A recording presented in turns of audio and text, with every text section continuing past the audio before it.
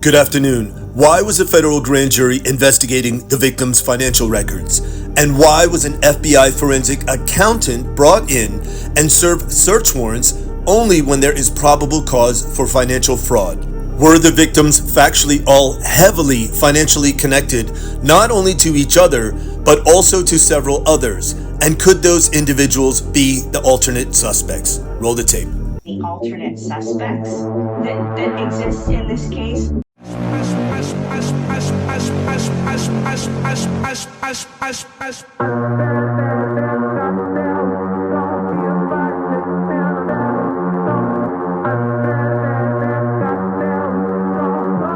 Related to the victims and try to piece together, is that something that the state is still seeking because they're pursuing the alternate suspects that exist in this case? To properly assess this topic, let's lay out all the facts. From November 21st to 28th, numerous financial search warrants were served by MPD Maori, including Bank of America, Discover Bank, Wells Fargo, and more. Important to note, FBI Special Agent Douglas was co-listed on the Amex warrant. On the search warrant returns, the dates of which we will discuss shortly, meaning there were accounts and records found at each of these 7 financial institutions, were accounts for all 4 of the victims, plus 3 unknown redacted names. In short, prior to the homicides, there were 7 individuals, including all 4 victims, that all had banking accounts at 7 identical financial institutions. Think about that.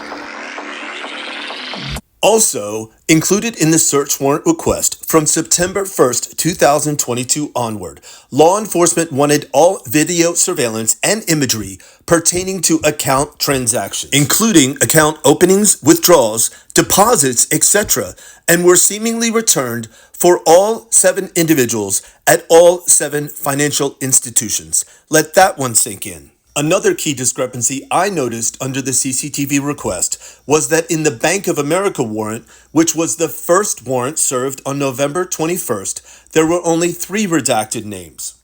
But in other search warrants served a week later on November 28th, there were 5 redacted names in the CCTV request. So does this infer law enforcement had expanded their search to include 9 individuals? In the end, all 7 returns were for the aforementioned 7 individuals. But this is where it gets really interesting. On the search warrant return dates listed herein, you can see MPD Maori had data and records coming in right after they were issued on November 28th. So almost immediately, there would be enough data to examine if there might be nefarious or fraudulent financial activity, including the 3 unknown individuals. But the most curious part of all is that the data from the investigation on the Amex warrant by FBI forensic accountant Douglas was not even emailed to MPD Maori until after Mr. Kohberger's arrest, a full 2 weeks after Mr. Kohberger's arrest on January 13th. So, was a full and complete investigation of these potential, quote, alternate suspects ever conducted? And could this financial intel be exculpatory to Mr. Kohberger? Talk to me.